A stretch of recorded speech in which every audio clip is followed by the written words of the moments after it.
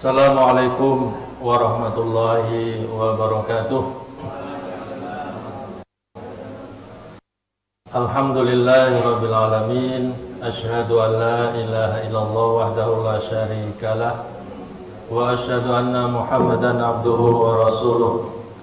Allahumma shalli wa sallim wa barik ala sayyidina Muhammad wa ala alihi wa sahbihi ajma'in. Yang saya hormati Ketua Yayasan dan jajaran pengurus, para guru, para pengasuh, Bapak Ibu wali murid, serta anak-anak sekalian.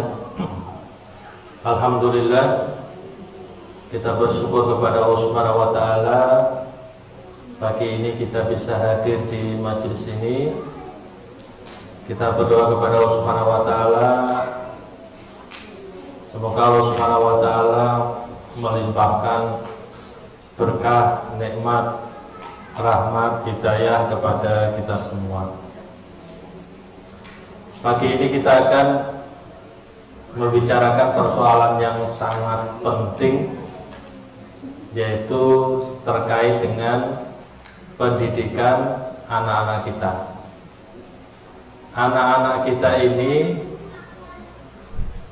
di antara yang akan mengantarkan kita pada kehidupan yang baik, mengantarkan kepada kebahagiaan ketika kita hidup di dunia, dan mereka nanti akan mengantarkan kita ke surga ketika kita kembali kepada Allah Subhanahu wa taala. Sehingga kita perlu mempersiapkannya dengan baik. Sebab kalau tidak, yang terjadi adalah sebaliknya. Anak-anak akan menjadi penyebab penderitaan kedua orang tuanya ketika masih hidup di dunia. Banyak orang tua yang menderita karena anaknya di usia tuanya, yang seharusnya sudah istirahat dari berbagai macam persoalan hidup, tetapi masih saja terganggu kehidupannya di usia tua karena anak-anaknya. Dan problem ini tidak selesai dengan kematian. Justru setelah kematian, para orang tua harus mempertanggungjawabkan anak-anaknya di hadapan Allah Subhanahu wa taala. Jadi ada anak-anak yang membahagiakan orang tuanya, ada anak-anak yang menjadi sumber penderitaan bagi orang tuanya. Ada anak-anak yang mengantarkan orang tuanya ke surga, ada anak-anak yang menyeret orang tuanya ke neraka.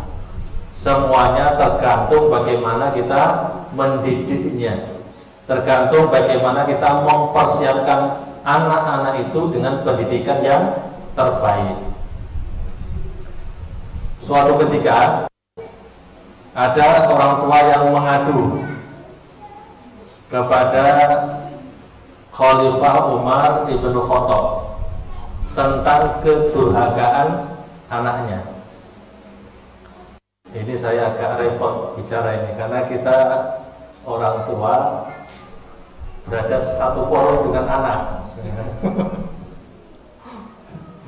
Agak susah ini. Mudah-mudahan anak-anak bisa memahami dengan baik. Ya, ini.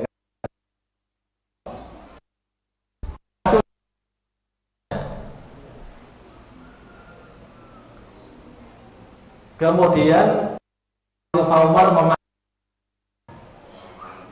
disampaikan, ayahmu mengadu begini begitu, apa betul? Si anak mengatakan betul, ya Amirul Mukminin. Tetapi apa hakku sebagai anak? Kemudian Khalifah mengatakan, orang tuamu memberimu nama yang baik. Ya, ayahmu mengajarkanmu Al-Quran dan memilihkanmu ibu yang solehah. Si anak kemudian mengatakan, wahai Amirul Mukminin, ketiga-tiganya tidak diberikan oleh ayahku kepadaku.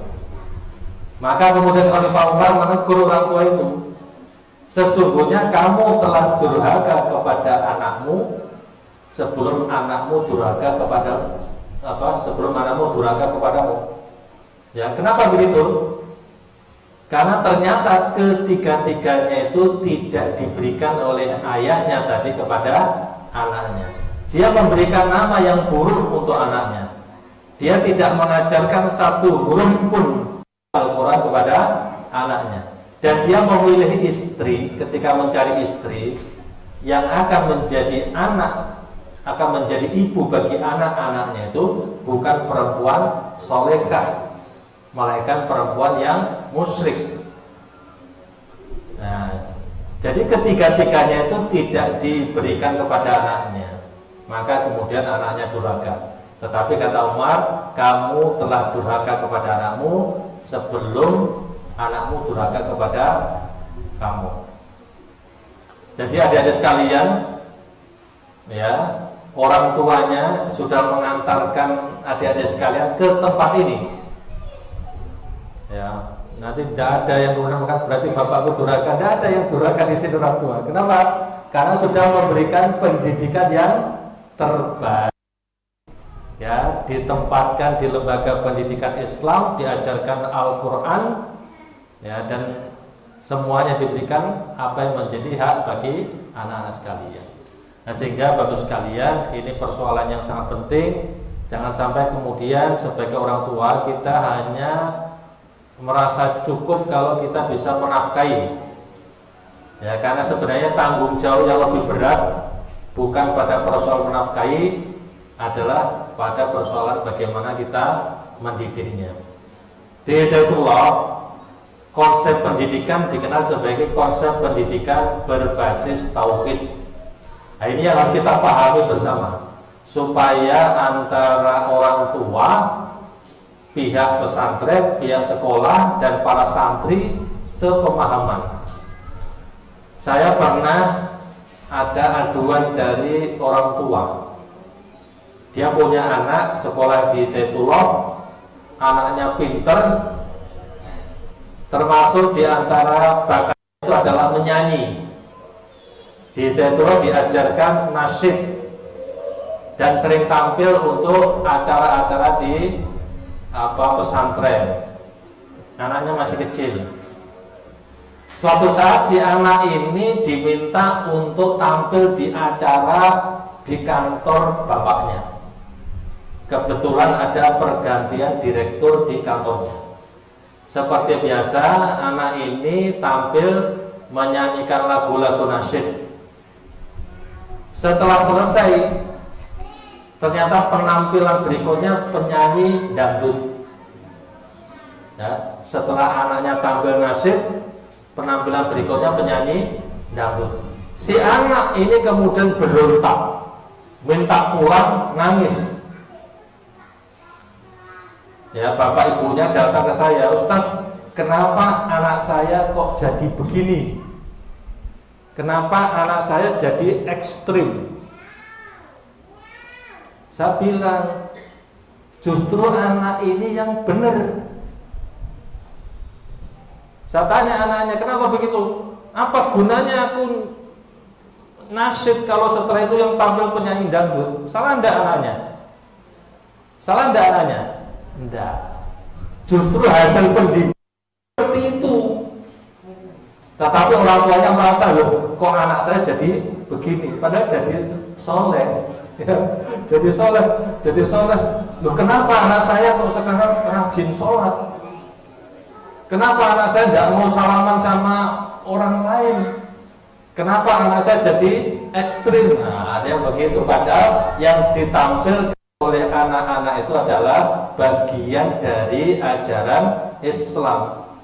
Kan aneh, misalnya anak pulang dari pesantren, begitu mendengar azan langsung pergi ke masjid, sementara teman-temannya tidak ada yang berangkat ke masjid. Loh, kok anak saya jadi begini? Padahal itu hasil dari pendidikan. Ya, mudah-mudahan bapak sekalian ya nanti bisa memahami sehingga ada kerjasama yang baik antara pesantren dengan para orang tua. Mari kita lihat dulu bagaimana problem yang terjadi di sekitar anak-anak kita. Ini di masyarakat secara umum. Ada berbagai macam persoalan. Saya tulis di situ ada 20 persoalan. Sebenarnya lebih. Kalau mau dicatat lebih. Ini 20 karena memang kolomnya cukup untuk 20 persoalan. Yang pertama, kritik dari tokoh-tokoh publik figur, ya, para pemimpin, sebagian orang alim yang tidak memberikan contoh yang baik. Bahkan juga terjadi pada guru dan para orang tua. Padahal kita tahu pendidikan terbaik itu melalui teladan yang baik. Ya, pendidikan terbaik melalui teladan yang baik. Tetapi anak-anak kita di dalam persoalan ini justru mengalami krisis karena tidak menemukan figur yang baik yang akan menjadi orang yang akan dia teladani. Kemudian ada serbuan budaya global. Apa yang terjadi di berbagai belahan dunia yang syarat dengan nilai-nilai yang bertentangan dengan ajaran Islam begitu mudah masuk di tengah kehidupan masyarakat kita. Ada persoalan kekerasan, persoalan kriminalitas misalnya. Saya pernah ke LP anak di Medaeng.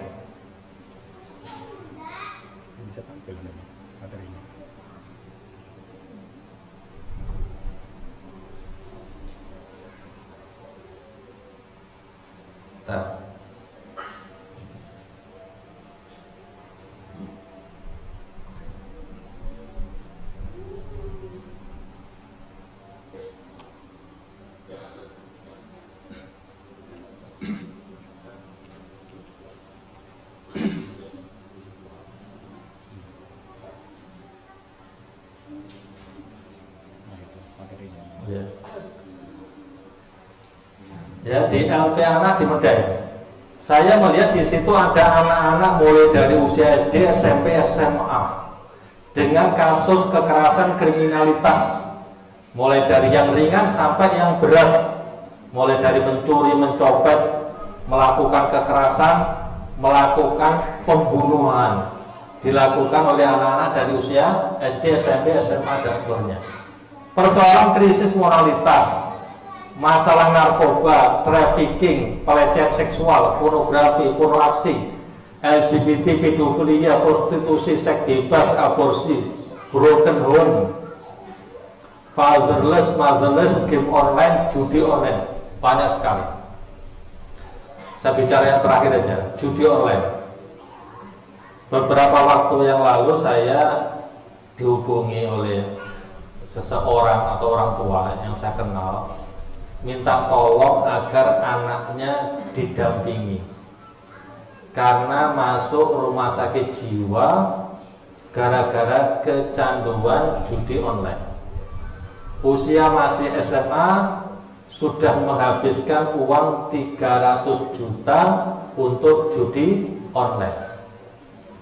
Dan akibatnya ketika berhenti ya ketika sudah ada uang lagi, anak ini harus masuk ke rumah sakit jiwa ya gara-gara judi online. Jadi kalau sebelumnya kita pernah mendengar berita tentang orang yang masuk rumah sakit jiwa karena game online, sekarang ini ada anak-anak yang masih di usia sekolah, dari usia SD, SMP, SMA sudah kecanduan judi online dan bisa menghabiskan harta orang tuanya. Ya. Kalau kita melihat berbagai macam problem yang terjadi di sekitar anak-anak kita ini, maka Bapak Ibu sekalian, harapan kita terhadap anak-anak kita itu ya, asalkan anak-anak kita itu selamat, ya, asalkan anak-anak kita itu selamat dari berbagai problem ini, itu sudah menjadi keberhasilan yang sangat besar di dalam pendidikan anak kita itu.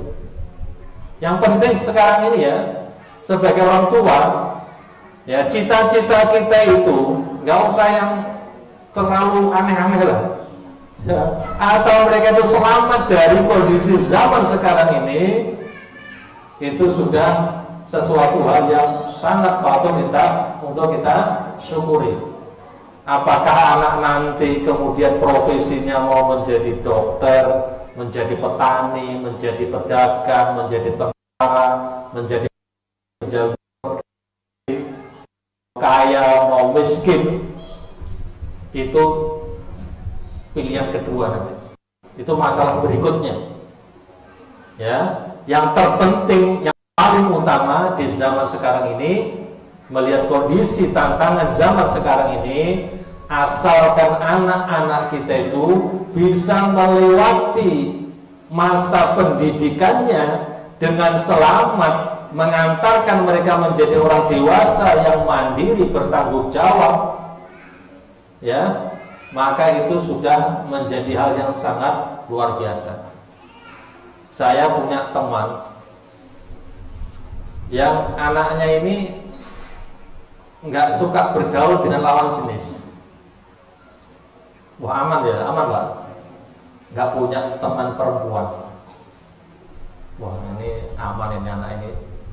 Tapi ternyata Pak, bergaulnya dengan teman sesama jenis lebih berbahaya lagi. Ada yang kuliah di Bandung sebagai mahasiswa baru, tidak lama kemudian sudah didekati oleh kelompok-kelompok LGBTQ. Ya, jadi memang mereka itu selalu mencari anggota-anggota baru untuk mengikuti acara mereka. Bahkan ya di Jakarta ada satu kelompok pengajian khusus perempuan. Yang ngisi kajian perempuan, pesertanya perempuan semua. Hebat enggak?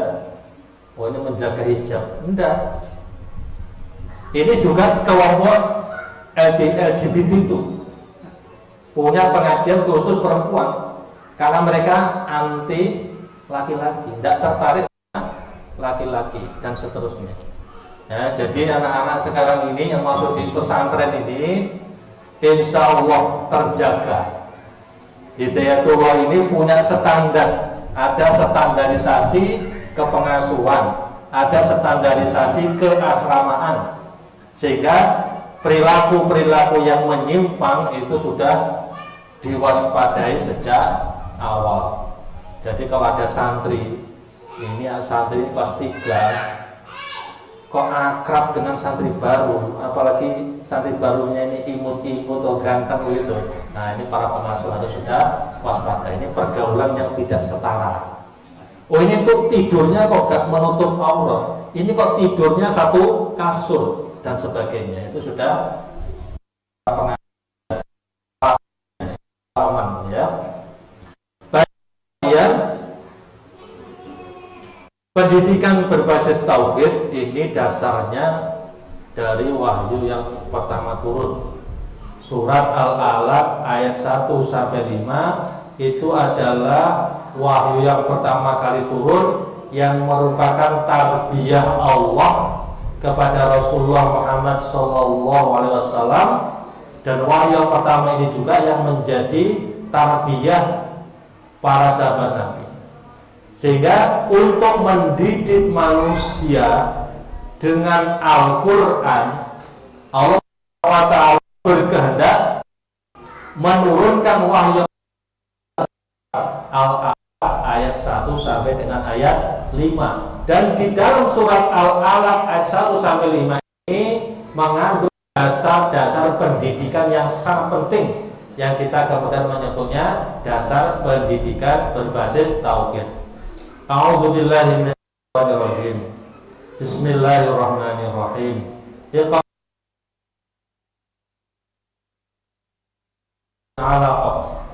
wa rabbukal akram allazi 'allama bil qalam 'allamal insana ma lam ya'lam. Bacalah dengan menyebut nama Tuhanmu yang menciptakan. Dia telah menciptakan manusia dari segumpal darah. Bacalah, dan Tuhanmu lah yang Maha Pemurah, yang mengajar manusia dengan perantaraan qalam. Dia mengajarkan kepada manusia apa yang diketahuinya. Dari ayat ini, Bapak sekalian, kita bisa mengambil dasar-dasar dari pendidikan tauhid itu. Yang pertama, ayat tadi memberikan informasi bahwa Allah itu pencipta manusia. Allah yang menciptakan manusia atas kehendaknya sendiri, atas kemauannya sendiri. Kita sebagai manusia, menjadi manusia itu bukan kehendak kita, bukan kemauan kita, bukan pilihan kita, bukan rencana kita. Kita menjadi manusia itu karena kehendak Allah, kemauan Allah, rencana Allah, keinginan Allah, pilihan Allah.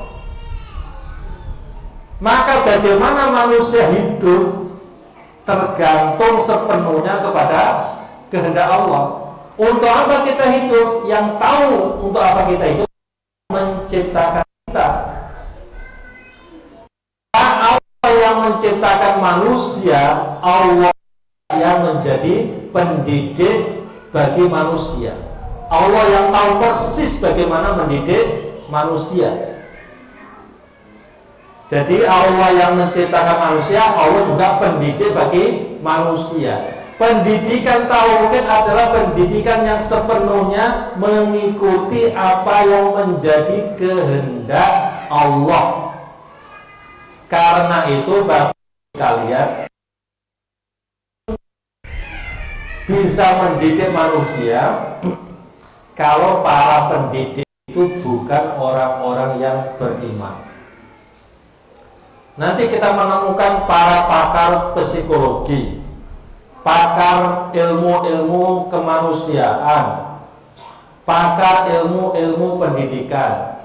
Di antara mereka itu adalah orang-orang kafir, merumuskan teori-teori psikologi, merumuskan teori-teori pendidikan. Bagaimana mungkin orang yang kafir, yang tidak beriman kepada Allah, tidak mengenal Allah, tidak memahami kehendak Allah, kemudian mau mendidik manusia, padahal manusia ini diciptakan atas kehendak Allah. Maka untuk bisa mendidik manusia harus memahami apa yang dikehendaki oleh Allah Subhanahu wa taala. Jadi satu-satunya cara mendidik adalah mengikuti kehendak Allah. Apa kehendak Allah itu? Ya, kehendak Allah itu adalah apa yang Allah Subhanahu wa taala di dalam Al-Qur'an, yang kemudian dijelaskan Nabi di dalam hadisnya, yang kita kenal sebagai ayat qauliyah. Kemudian kehendak Allah itu juga diwujudkan dalam ciptaan ini.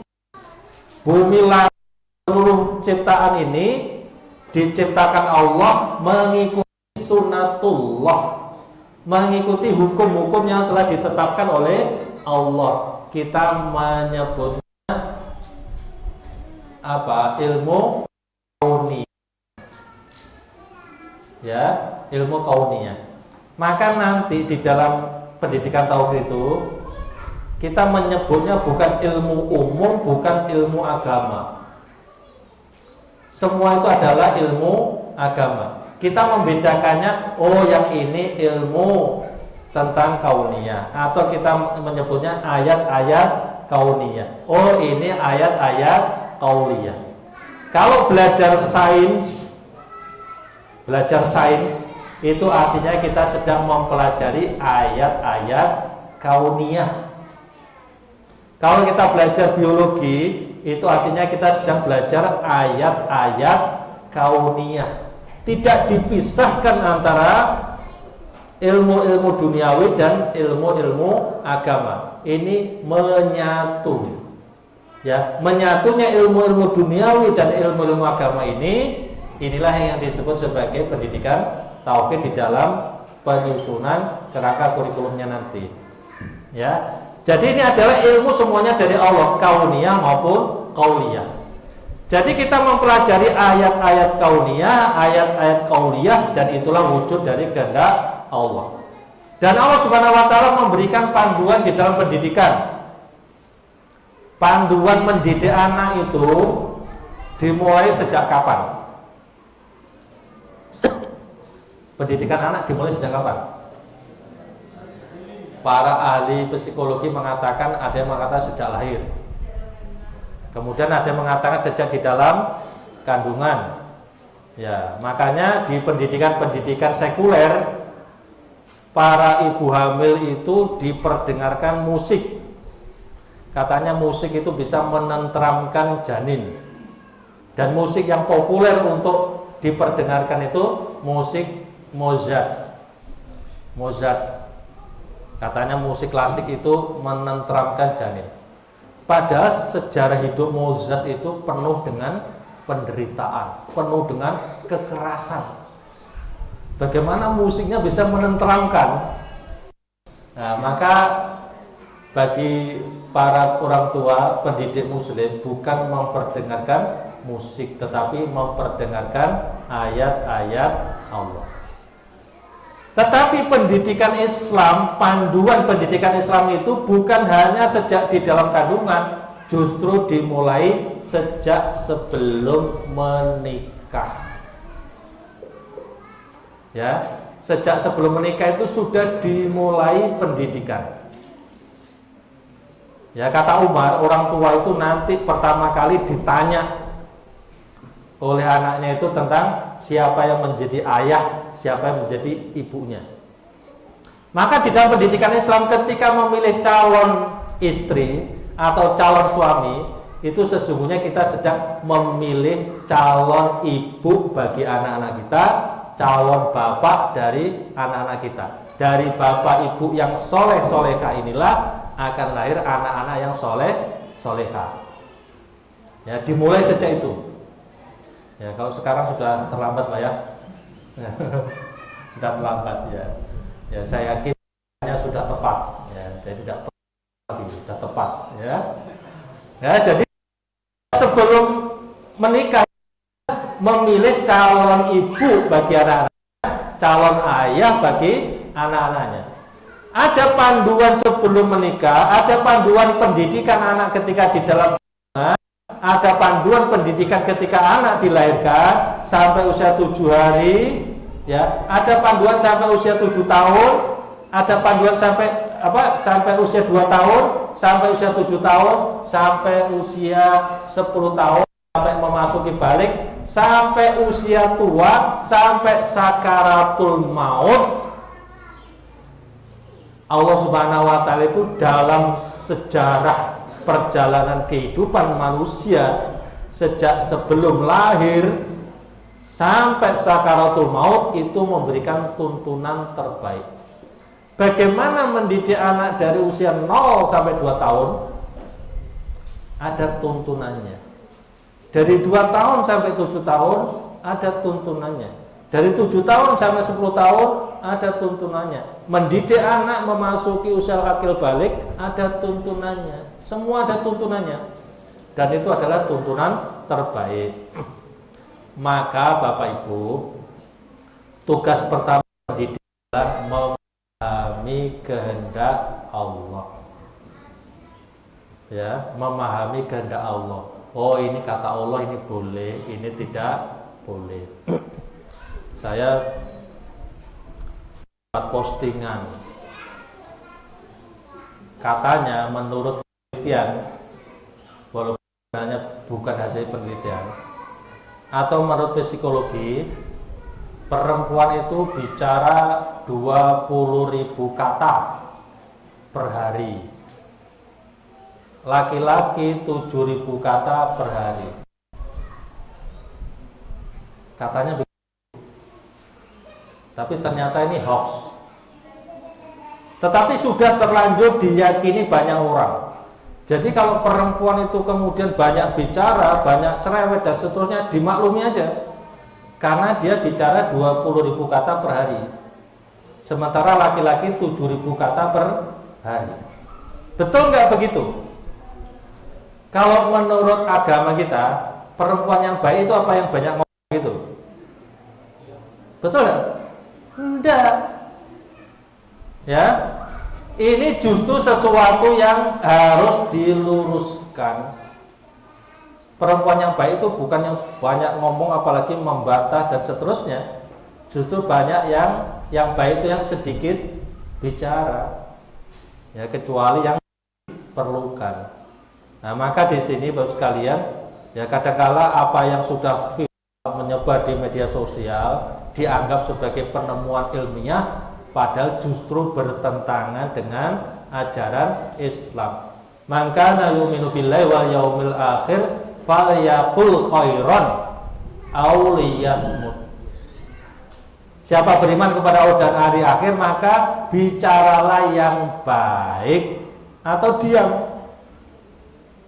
Jadi kalau perempuan atau para ibu kemudian banyak bicara, oh memang psikologi begitu, ya mungkin. Tetapi menurut agama kita justru diperintahkan bicara itu yang baik saja, atau kalau tidak cukup dengan diam. Kemudian juga menurut psikologi, ya ini yang kita harus waspada. Karena lembaga-lembaga pendidikan itu juga terjangkit penyakit ini. Apa itu? Adanya pemahaman bahwa untuk mendukung pertumbuhan perkembangan anak, maka anak jangan terlalu banyak dilarang. Jangan bicara jangan bicara tidak. Kalau terlalu banyak larangan kepada anak, maka anak akan terhambat pertumbuhan perkembangannya. Ini juga pemahaman yang keliru. Pemahaman yang keliru. Ada yang kemudian diterapkan di sekolah, ya. Kalau jangan bicara, nak jangan teriak-teriak, diganti dengan kalimat positif. Kalau bicara pelan-pelan, ya. Padahal di dalam Al-Quran jelas sekali ada larangan, ada perintah. Bahkan nasihat Luqman kepada anaknya justru dimulai dengan kalimat larangan. Ya bunayya la tusyrik billah. La tusyrik billah. Jadi duanya ini ada kalanya itu kita menggunakan kalimat positif berupa perintah, ada kalanya lebih efektif pendidikan itu dengan membuat larangan. Ya kira-kira lebih efektif mana? Buang sampah pada tempatnya atau jangan membuang sampah di sembarang tempat, mana yang lebih efektif? Tergantung siapa yang dilarang, siapa yang diperintah. Ya, kadangkala kalimat positif itu lebih memotivasi orang untuk berbuat baik, kadangkala tidak mempan. Kalau sudah seperti itu, ya ganti kalimat jangan. Ya, maka di sini Bapak sekalian, ya apapun ilmu yang kita terima ini, maka kalau bertentangan dengan apa yang menjadi kehendak Allah, itu bukan pendidikan yang sebenarnya. Ya. Yang kedua,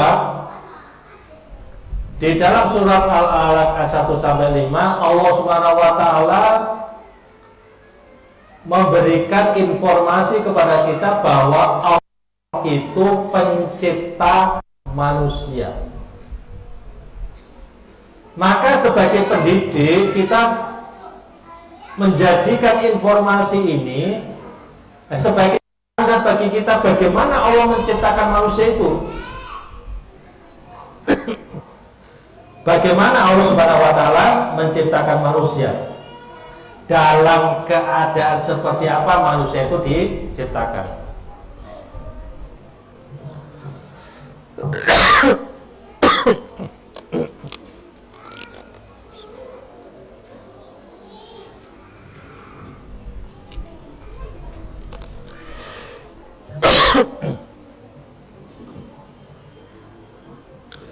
Setiap manusia lahir dalam keadaan fitrah. Itulah keadaan yang terbaik bagi manusia. Kullu mauludin yuladu 'alal fitrah fa abawahu yuhawidanihi aw yunassiranihi aw yumajjisanihi. Setiap anak lahir dalam keadaan fitrah. Apa maksudnya fitrah? Bapak-bapak, fitrah itu apa? Ada yang tahu? Nah itu kayaknya sudah ikut pelatihan. Ya fitrahnya apa? Bertauhid. Fitrah itu Islam. Setiap anak lahir dalam keadaan fitrah, dalam keadaan Islam, dalam keadaan bertauhid. Maka kedua orang tuanya yang menjadikan anak itu menjadi Yahudi, Nasrani, Majusi. Jadi setiap anak itu lahir dalam keadaan yang terbaik. Kalau kita ingin tahu manusia yang terbaik, itu adalah manusia yang baru dilahirkan di dunia. Itulah keadaan terbaik. Bersih dari segala dosa. Tidak ada kesyirikan, tidak ada kemaksiatan, tidak ada dosa. Jadi manusia ini ketika di alam ruh sebelum lahir dalam kehidupan dunia, Allah telah menanamkan tauhid di dalam jiwa itu. Ini berbeda dengan teori tabula rasa. Teorinya John Locke. John Locke itu mengatakan setiap anak itu seperti kertas putih. Tergantung siapa yang menuliskan catatan di kertas putih itu. Tetapi menurut Islam, setiap anak itu lahir dalam keadaan sudah berisi, sudah ada sistem jiwanya, ada tauhid di dalam jiwanya. Jadi anak lahir bukan seperti kertas putih. Ya kalau maksudnya tidak ada dosa, betul. Tetapi kalau maksudnya kosong, enggak. Anak itu sudah sempurna. Ada sistem yang bekerja di dalam jiwanya.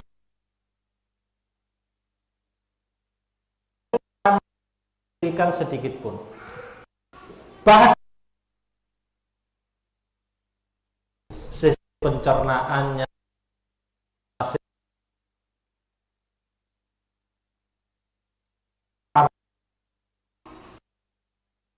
yang membentuk bungkus kulit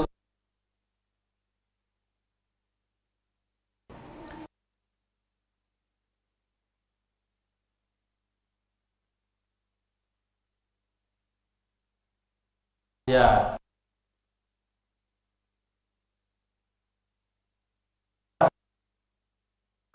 sistem pencernaannya sempurna, tapi kemudian makan segala makanan sehingga mengalami kerusakan dan seterusnya. Jadi Bapak sekalian, sebenarnya manusia itu lahir sudah dalam keadaan yang paling baik. Maka di sini pendidikan itu adalah menjaga agar anak itu tumbuh berkembang dalam fitrahnya. Jadi anak itu dijaga, tumbuh berkembang sesuai dengan keadaan aslinya, sesuai dengan keadaan asal mulanya, sesuai dalam keadaan ketika Allah Subhanahu wa taala setiap lahir dalam keadaan fitrah, maka pendidikan itu fa'aqim wajhaka lid-dini hanifa fitratallahi allati fataran nas 'alaiha la tabdila li khalqillah dzalikat dinul qayyim. Setiap anak lahir dalam keadaan fitrah, fa'aqim wajhaka lid-dini hanifa, maka didiklah manusia itu ya dengan apa? Menghadapkan kepada agama yang lurus, dan itulah agama fitrah. Setiap anak lahir dalam keadaan fitrah, maka dididik dengan agama yang fitrah, yaitu dengan agama Islam. Maka yang akan cocok dengan jiwa manusia itu adalah pendidikan Islam, bukan pendidikan sekuler. Apa saja yang akan menjaga anak itu agar tumbuh berkembang sesuai dengan fitrahnya? Di antaranya Bapak sekalian, menjaga makanannya agar jangan ada barang haram yang masuk ke dalam perutnya.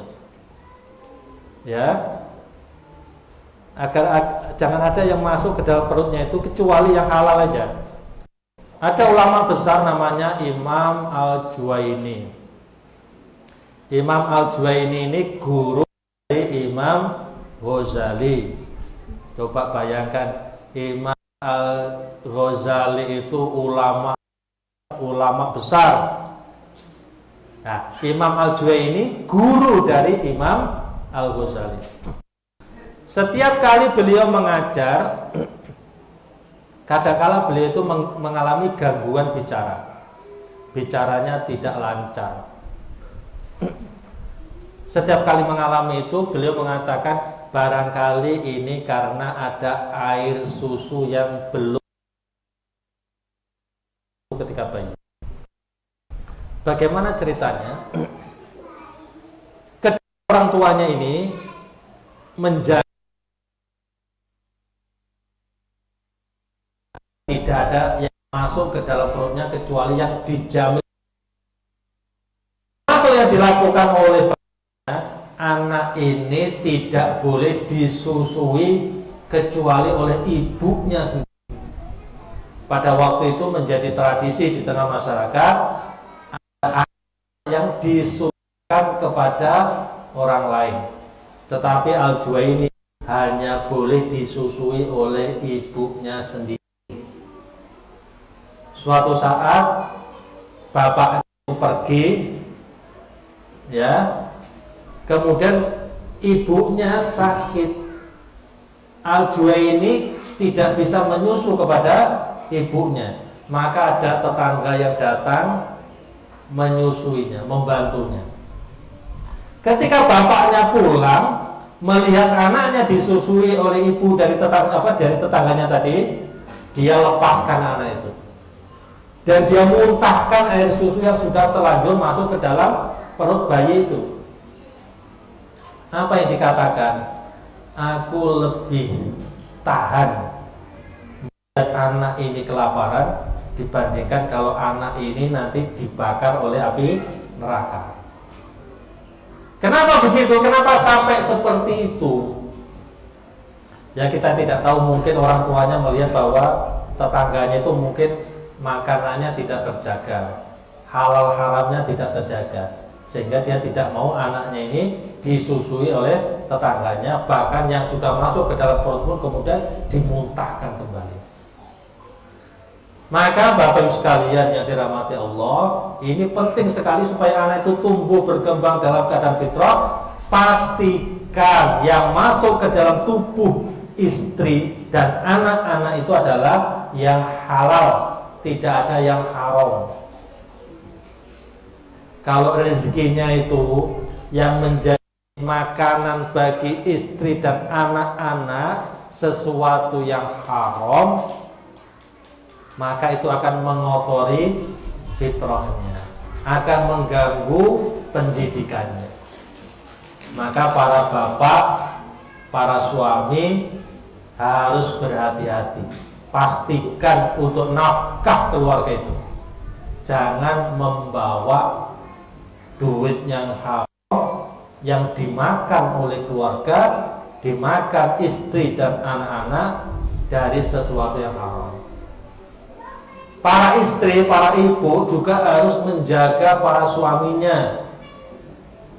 Kadangkala karena istri ya kebutuhan hidupnya banyak, menuntut suami agar mendapatkan uang lebih banyak lagi, ya suaminya bingung.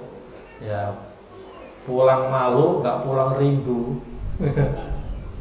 Gimana mau pulang nggak bawa uang, nggak pulang ya rindu. Ya gimana caranya pulang bawa uang? Ya akhirnya ada yang kemudian mengambil sesuatu yang haram. Ya jangan sampai. Yang berikutnya, kalau salah makan atau makan yang masuk ke dalam perut sesuatu yang haram, itu sudah berbahaya bagi pendidikan. Apalagi kalau yang masuk ke dalam jiwa. Telinganya, jaga pandangannya. Apa yang didengar apa yang dibaca, apa yang dilihat, apa yang menjadi pengalaman anak-anak dari lingkungan sekitarnya, itu akan membentuk jiwanya. Maka berhati-hati, jangan sampai kemudian mengeluarkan kata-kata atau menunjukkan sesuatu yang tidak patut untuk anak-anak kita itu. Ya, ini nanti pengaruhnya akan sangat besar ya. Jadi yang masuk ke dalam perut itu harus dijaga, yang masuk dalam telinga dan matanya juga harus dijaga. Kemudian ya, menempatkan anak itu di lingkungan yang baik. Seluruh tokoh pendidikan di dalam Al-Quran ketika bicara tentang pendidikan anak, selalu di sana ada faktor lingkungan yang baik.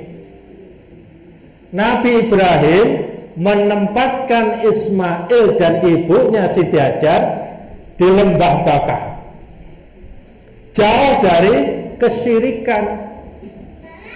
Disitulah negeri tauhid.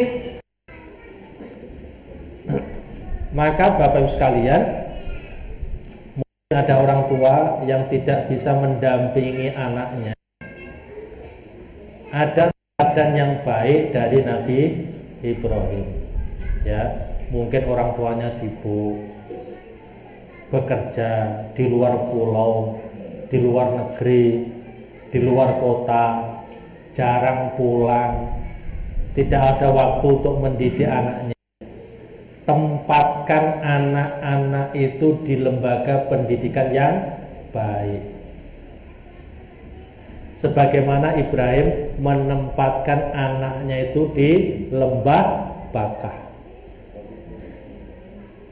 Apakah cukup begitu? Enggak cukup. Ya, orang tua harus melakukan amalan-amalan yang baik, menghindari setiap perbuatan dosa. Jangan sampai nanti anaknya di pesantren belajar Al-Quran, bapak ibunya di rumah tidak pernah membuka Al-Quran. Itu akan sangat berpengaruh. Anaknya di pesantren sholat berjamaah 5 kali sehari, bapaknya di rumah gak jamaah. Nah, itu bahaya itu. Jadi apa yang dilatih untuk anak-anak di pesantren, kedua orang tua bermujahadah. Saya dulu kalau sama istri jam 3 pagi itu, anak-anak ini di pesantren sedang tahajud loh, masa kita mau tidur? Nah, anak-anak ini sedang menghafal Quran loh. Kita sebagai orang tua, dulu mungkin kita diajar ngaji, kita sebagai orang tua mungkin hafalannya sedikit, kita sebagai orang tua mungkin bacaan Al-Qurannya belum bagus. Karena itu anak-anak kita bawa ke pesantren supaya ngajinya bagus, supaya banyak hafalannya. Tetapi tidak cukup, orang tua harus bermujahadah. Ya, orang tua harus bermujahadah. Ya, jadi apa yang dilatihkan untuk anak di pesantren, orang tuanya harus juga bermujahadah. Itu kalau mau mengikuti pendidikannya Nabi Ibrahim, menempatkan anaknya jauh dari bapaknya, tetapi bapak ini bapak yang soleh. Tapi kalau anaknya ditempatkan di pesantren, bapaknya kemudian tidak melakukan ketaatan kepada Allah, atau bahkan bermaksiat kepada Allah Subhanahu wa taala, maka akan sangat berat. Nabi Musa berada di istana Fir'aun, tetapi dididik oleh 2 wanita solehah. Siapa yang mendidik Nabi Musa? Ibunya yang menyusup ke istana Fir'aun. Yang kedua, istri Fir'aun yang bernama Asia. 2 wanita solehah ini yang mendidik Nabi Musa di istana Fir'aun. Siapa lagi? Maryam, anak dari orang soleh, dititipkan kepada Nabi soleh, ditempatkan di mihrab, ditempatkan di masjid. Bahkan Rasulullah Muhammad SAW ditempatkan di kampung Bani Sa'diyah, di kampung Bani Sa'ad ketika masih kecil. Untuk apa? Jauh dari lingkungan yang buruk. Kota Mekah pada waktu itu kota metropolis, penuh dengan kemaksiatan. Maka Nabi Muhammad kecil ditempatkan di kampung Bani Sa'diyah yang jauh dari segala hiruk pikuk kota besar yang pada waktu itu penuh dengan kemusyrikan. Yang ketiga, Bapak sekalian, Al-Quran itu turun kepada Nabi Muhammad. Nabi Muhammad mengajarkan Al-Quran itu kepada para sahabat, dari Allah kepada Nabi, disampaikan kepada seluruh manusia. Begitu adabnya, ya, begitulah adabnya. Maka di dalam menuntut ilmu, adabnya itu adalah apa kata Allah, apa kata Nabi, apa kata ulama, ya. Jadi ada penghargaan kepada setiap yang punya kedudukan. Allah Subhanahu wa Ta'ala itu yang menciptakan kita. Allah Subhanahu wa Ta'ala yang menghidupkan kita. Allah yang memberikan rezeki kepada kita. Maka kita beribadah kepada Allah. Rasulullah ini hamba Allah terbaik yang menjadi utusan Allah. Para ulama ini adalah pewaris para nabi. Maka kita menempatkan masing-masing derajat kedudukan sesuai dengan kedudukannya masing-masing. Ini disebut sebagai adab. Kita lihat dulu definisinya. Menurut Profesor Naqib Al-Atas, beliau mengatakan adab itu pengenalan dan pengakuan akan hak keadaan sesuatu dan kedudukan seseorang, ya, dalam susunan berperingkat martabat dan derajat yang merupakan suatu hakikat yang berlaku dalam tabiat semesta. Yang adab bukan sekedar sopan santun. Adab itu bukan sekedar tata krama, unggah-ungguh, budi pekerti, bukan sekedar itu. Saya ulangi Pak ya, adab itu bukan hanya tata krama, bukan hanya sopan santun, bukan hanya budi pekerti. Saya terlalu semangat ya.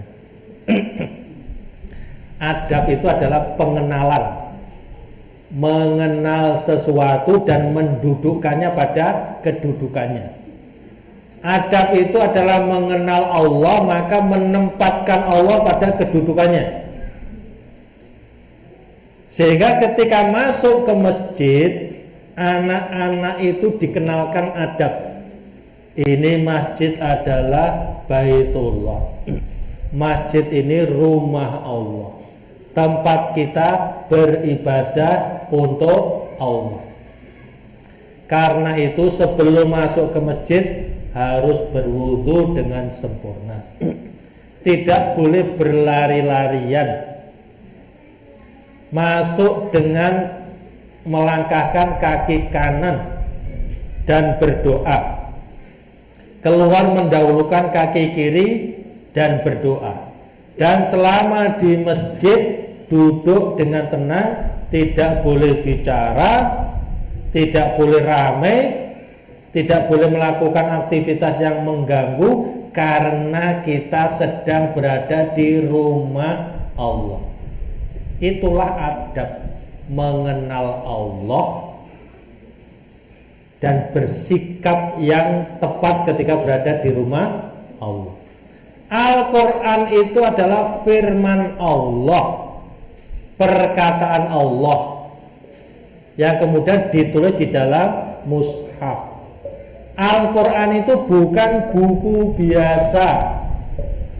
Karena itu kalau menempatkan Quran tempat paling atas, bukan buku itu yang disebut sebagai adab kepada Allah, sehingga Quran pun ditempatkan di tempat yang paling tinggi, tidak ditempatkan di lantai. Membawa Al-Quran dipegang tangan kanan, ditaruh di dada. Apa ini?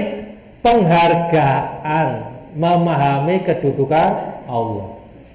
Oh Rasulullah, begitu disebutnya kita bersolawat, menjadikannya dan seterusnya. Oh ini orang tua saya, oh ini guru saya.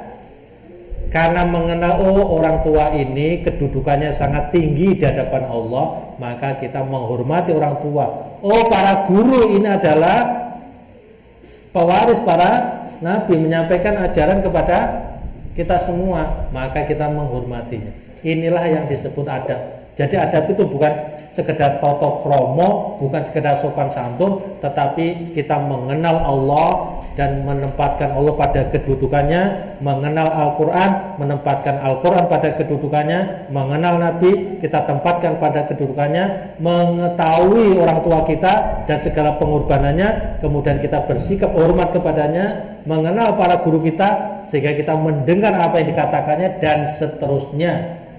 Tata krama, sopan santun itu buah dari adab. Ya, tapi adab sesungguhnya adalah kita mengenal dan menempatkan pada kedudukannya. Kalau tidak, maka ilmu yang akan dihasilkan itu akan menimbulkan kerusakan. Berbagai macam bencana besar di dalam kehidupan manusia itu terjadi karena manusia yang berilmu tetapi tidak beradab. Ya, misalnya orang bisa menciptakan bom atom, bom nuklir, tetapi kemudian sangat tidak bermoral kalau kemudian digunakan untuk membunuh manusia. Padahal bisa digunakan untuk yang lain, bisa untuk listrik, bisa untuk kendaraan dan seterusnya, bisa untuk sumber energi. Tetapi karena ini dipegang oleh orang-orang yang tidak punya adab, dia gunakan ilmu dari Allah itu untuk menghancurkan kehidupan manusia. Nah, maka di sini Bapak sekalian, ya berlaku kaidah al-ilmu al-adab qabla ilmu. Menanamkan adab sebelum menyampaikan ilmu. Sebagaimana apa yang dikatakan oleh para ulama. Ibnu Sirin mengatakan para ulama dulu mereka mempelajari adab sebelum mengetahui suatu ilmu. Yang berikutnya, proses pendidikan tauhid itu melalui proses tilawah, tazkiyah, taklim, sebagaimana firman Allah Subhanahu wa taala, "Walladzi ba'atsa fil ummiyina rasulam minhum yatlu 'alaihim ayatihi wa yuzakkihim wa yu'allimuhumul kitaba wal hikmah wa in kanu min qablu lafi dhalalin mubin." Dialah Allah yang mengutus kepada kaum yang buta huruf seorang rasul di antara mereka, membacakan ayat-ayatnya kepada mereka, mensucikan mereka, mengajarkan kepada mereka Al-Quran dan As-Sunnah. Yang pertama, proses pendidikan itu adalah mengenalkan ayat-ayat Allah. Ya, melalui seluruh aktivitas anak, melalui pelajaran apapun. Ya, semuanya dalam rangka untuk mengenalkan Allah Subhanahu wa taala. Sehingga di dalam pendidikan tauhid itu saya sampaikan tadi tidak ada dikotomi itu. Ini urusan dunia, ini urusan akhirat. Ya, bisa dibedakan tetapi itu semuanya menyatu. Bahkan menurut Imam Al-Ghazali, pembagian ilmu itu bukan ilmu dunia agama, tetapi ilmu fardu kifayah dan fardu ain. Misalnya begini, ada guru yang mengajarkan sains, bagaimana mengenalkan Allah melalui fisika, bagaimana mengenalkan Allah melalui matematika, bagaimana mengenalkan Allah melalui pelajaran olahraga untuk anak-anak yang masih di KBTK, bagaimana mengenalkan Allah melalui kegiatan bermain, mengenalkan Allah melalui kegiatan kreasi, mengenalkan Allah dalam seluruh aktivitasnya. Maka kalau mengajarkan matematika tanpa mengenalkan anak kepada Allah itu sekuler. Mengajarkan bahasa tanpa mengajarkan agama itu sekuler. Mengajarkan anak olahraga bermain tetapi tidak ada nilai tauhid di situ, itu namanya pendidikan sekuler. Bagaimana prakteknya? Misalnya begini, ya temanya misalkan tentang makanan sehat. Makanan sehat adalah makanan yang halal dan thayyib. Halal itu artinya tidak mengandung bahan-bahan yang diharamkan oleh Allah Subhanahu wa taala. Yang baik itu artinya memenuhi unsur-unsur yang dibutuhkan oleh tubuh, karbohidrat, protein, lemak, mineral dan seterusnya. Semua makanan ini Allah yang menciptakan. Maka kalau kita makan, kita berdoa kepada Allah Subhanahu wa taala sebagai wujud bahwa kita itu bersyukur kepada Allah Subhanahu wa taala. Dan doa sebelum makan diajarkan. Ya, adab ketika makan diajarkan. Makanan ini dari Allah, maka kita bersyukur kepada Allah Subhanahu wa taala, maka kita mengikuti adab yang baik di dalam makan. Pertanyaannya, kalau pendidikan seperti itu kita sedang mengajarkan apa? Kalau nanti ada ujian dari dinas pendidikan misalnya, pertanyaan tentang karbohidrat, protein, vitamin, mineral, sudah kita ajarkan di sini. Kalau dites makanan halal, dia sudah tahu ada di situ. Doa sebelum makan sudah biasa diajarkan. Adab ketika makan sudah diajarkan lengkap. Matematika misalnya, kalau ada guru mengatakan, ya kalau kita menabung 100 juta dengan bunga 5% setiap tahun, berapa yang kita miliki setelah 5 tahun? Gimana jawabnya? Ya? Gimana jawabnya itu? Ya. Kenapa kemudian tidak dibiasakan dengan yang sesuai dengan syariat? Kalau kita punya harta 100 juta, setelah 1 tahun ya sudah mencapai nisab, zakatnya 2,5%. Berapa zakat yang harus kita bayar? Kan bisa begitu. Mengajarkan bahasa, Paulus bangun pukul 4 pagi. Paulus bangun pukul 6 pagi. Paulus subjek bangun predikat pukul 6 pagi, keterangan waktu. Menurut bahasa Indonesia ini sudah memenuhi kaidah subjek, predikat, keterangan waktu. Apakah begitu yang kita contohkan? Oh, itu tidak Islami, masa Paulus. Kita ganti Muhammad. Muhammad bangun pukul 6 pagi. Masa Muhammad bangun pukul 6 pagi? Kapan sholat subuhnya? Gantilah kalimat itu. Muhammad bangun pukul 4 pagi. Nah, itu baru benar. Jadi bukan melulu mengajarkan bahasa, tetapi melalui bahasa kita kenalkan kepada Allah, kita kenalkan kepada agama. Bagaimana kalau anak bermain? Kira-kira ibu-ibu yang di playgroup TK, kalau ada anak nggak mau makan, ibu-ibu bilang apa? Kalau anak nangis, ibu-ibu bilang apa? Kalau anaknya terjatuh, bilang apa? Kalau anak ibu bilang apa?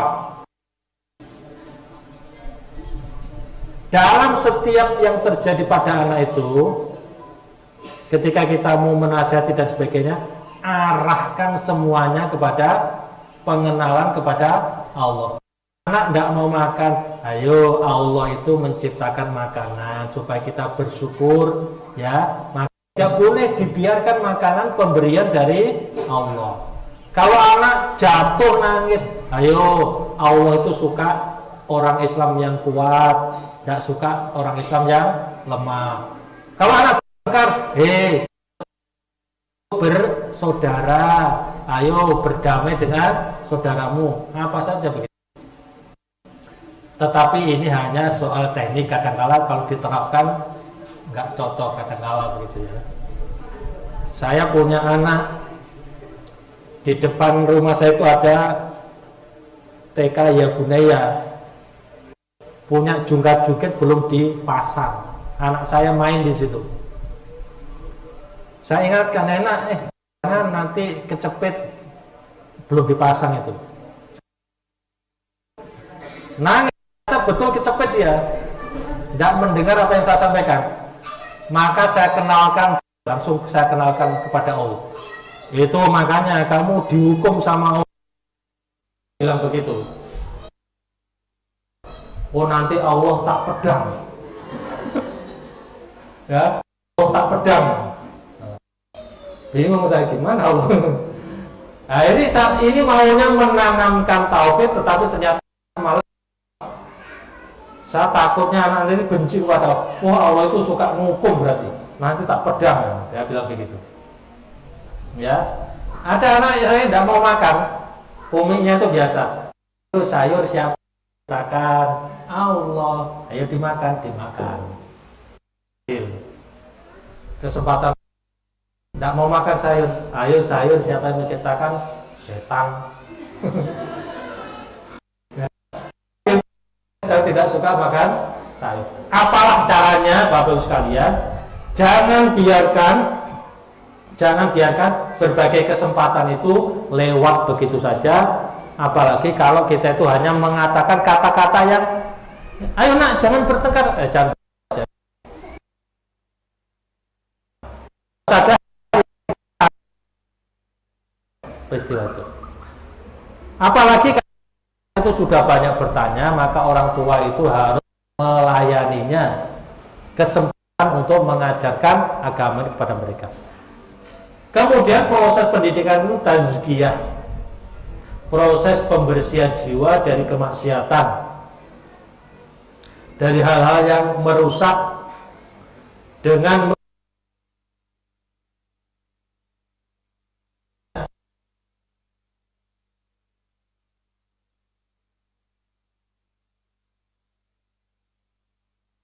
karena ilmu hanya bisa di jiwa yang bersih. Bapak sekalian,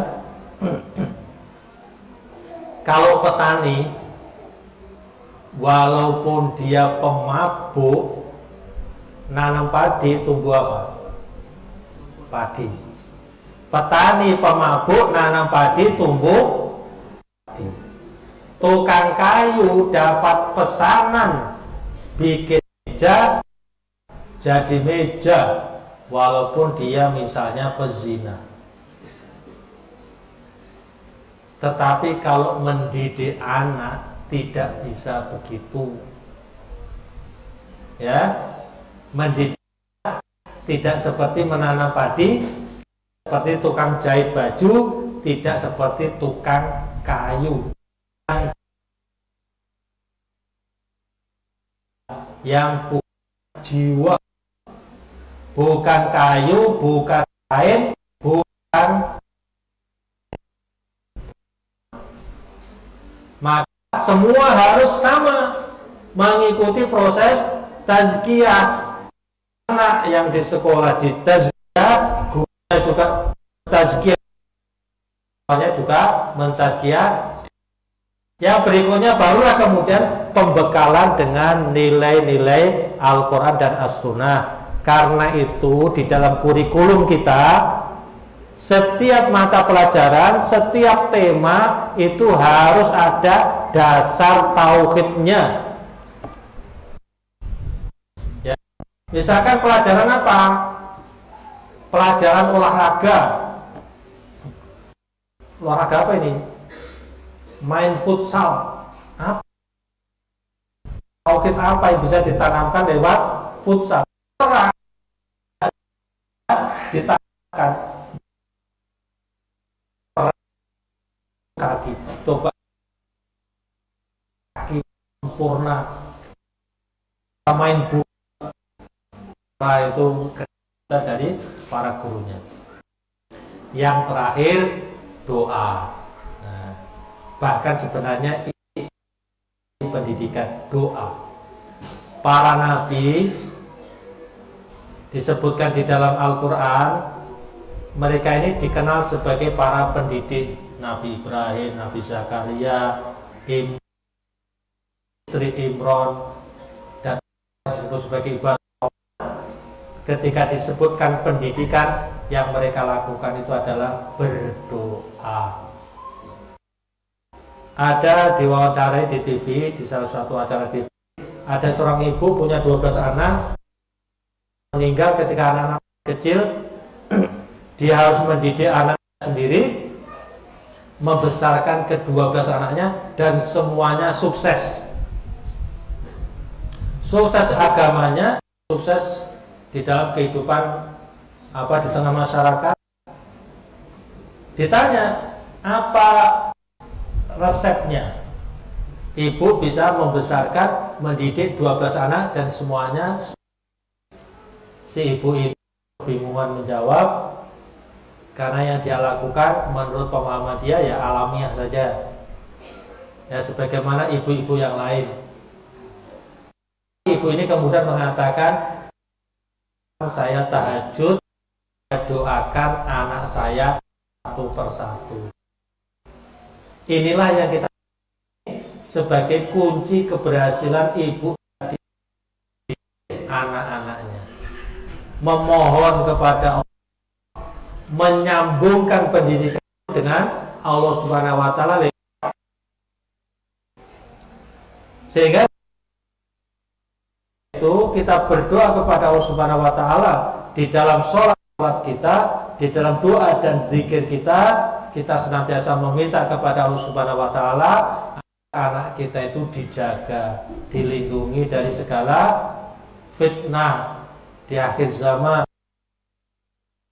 hidayah ke dalam hatinya, sehingga kemudian ilmu dari para gurunya. Ini orang tua melakukan hal seperti itu. Doakan anak-anak itu, ya. Dan ini sekali lagi Bapak sekalian yang paling mendasar dalam mendidik anak. Bukanlah kewajibanmu menjadikan mereka mendapat petunjuk, akan Allah dikehendakinya. Dan apa saja hal yang baik yang kamu nafkah, maka pahalanya untuk kamu sendiri.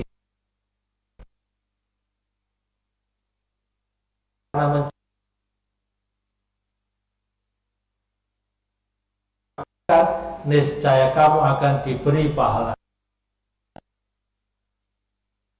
akan dianiaya. Bapak Ibu sekalian, dari penghasilan kita, pembelajaran terbaik itu adalah anak.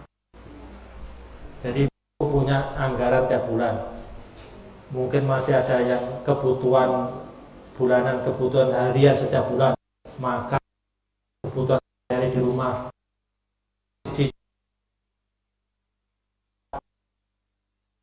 air, macam-macam. Dari yang kita belajar ini, pembelajaran terbaiknya adalah belanja untuk biaya pendidikan anak. Ini investasi.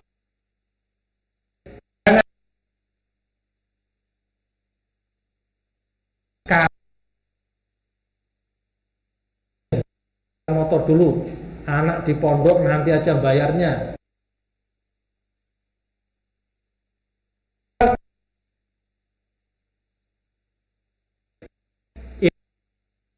Bela agama.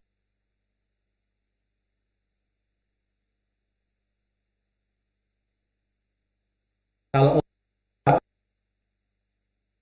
saya itu sesungguhnya sedang membela agama, pelanjut tauhid, pelanjut ikan anak. Jangan sampai ditempatkan, ya, karena akan kemudian hilang. Beli motor, nanti lama-lama motornya rusak, nilainya akan semakin turun. Demikian juga yang, tetapi kalau pendidikan anak, nanti anak akan semakin pintar, semakin soleh, semakin berbakti, mereka akan dunia ke surga. Kita bersama-sama menyiapkan anak-anak kita itu menjadi generasi yang terbaik. Saya pernah menjadi di Surabaya.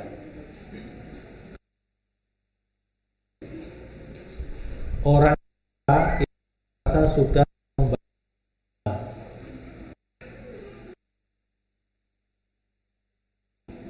di Surabaya dibandingkan sekolah lain jauh lebih mahal. Rasa sudah bayar mahal. Para saga sebagai pengunjung pontang pantai biaya pengedung, perawatan gedung dan sebagainya.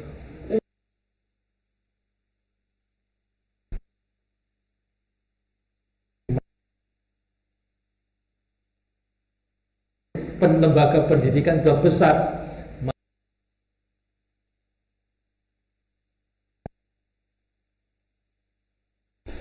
bangun gedung, gaji karyawan luar biasa, sampai setahap membutuhkan besar. Nah, jadi dengan sekolah negeri. Sekolah negeri itu tanahnya punya pemerintah, gedungnya yang bangun pemerintah, guru oleh pemerintah, hanya dapat kalau apalagi sekolah Islam sepenuhnya ke orang tua, orang-orang yang dermawan sama dan yang anak ya supaya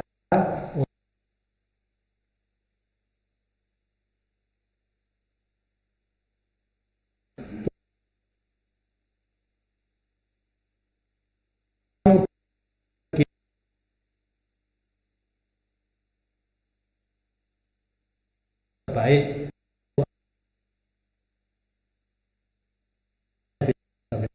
kurang mungkin ada khusus.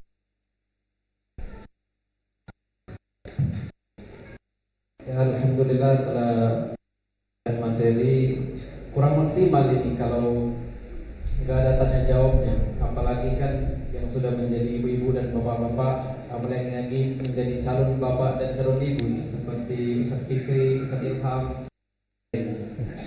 Maka kita perlukan di sini tanya jawab, silakan kepada bapak atau ibu-ibu musyrik yang mau bertanya.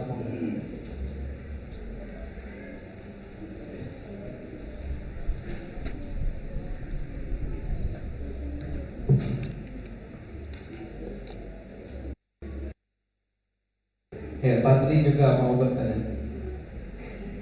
Yang sebelah situ ibu-ibu ada yang mau bertanya mengenai pendidikan anak? Kalau saya belum.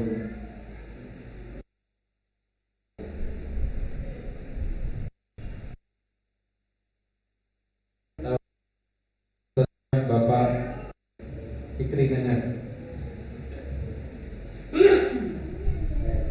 Ayo, jangan ragu-ragu. Selagi komentarnya masih stay, silakan. Jangan nanti bertanya-tanya dalam hati.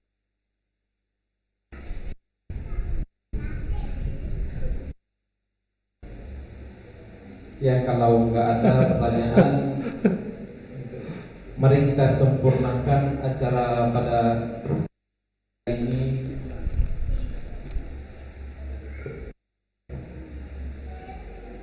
dengan doa terlebih dahulu kepada Ustaz Syekh Anwar.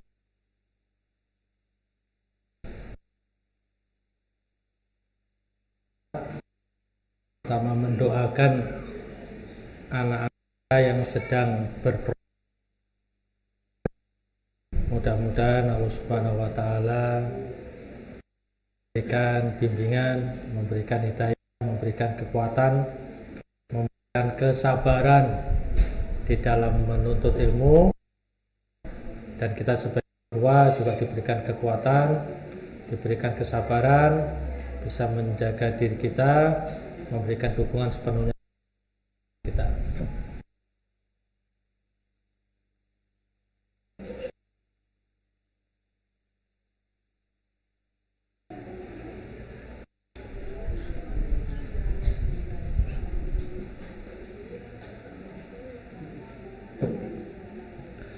Alhamdulillahirabbil alamin. Allahumma shalli wa sallim wa barik ala sayyidina Muhammad wa ala alihi wa ashabihi ajmain. Rabbana inna nas'aluka salamatan fid din wa afiyatan fil jasad wa ziyadatan fil ilmi wa barakatan fil rizqi wa taubatan qabla al maut wa rahmatan indal maut wa maghfiratan ba'dal maut. Allahumma hawwin alaina fi sakaratil maut wan najata minan nar wal afwa indal hisab. Rabbana la tu'akhidna in nasina aw akhtana. Rabbana wa la tahmil alaina isran kama hamaltahu 'alal ladzina min qablina. Rabbana wa la tuhammilna ma la taqata lana bih wa'fu anna waghfir lana warhamna anta maulana fansurna 'alal qaumil kafirin. Rabbana hab lana min azwajina wa dhurriyyatina qurrata a'yun waj'alna lil muttaqina imama. Rabbi ij'alna muqimas salati wa min dhurriyyatina Rabbana wa taqabbal du'a. Rabbana ighfir lana wa liwalidina wa lil mu'minina yawma yaqumul hisab. Rabbana taqabbal minna innaka antas samiul alim wa tub 'alaina innaka antat tawwabur rahim. Rabbana atina fid dunya hasanah wa fil akhirati hasanah wa qina adzaban nar. Subhana rabbika rabbil izzati amma yasifun wa salamun alal mursalin walhamdulillahi rabbil alamin. Assalamualaikum warahmatullahi wabarakatuh.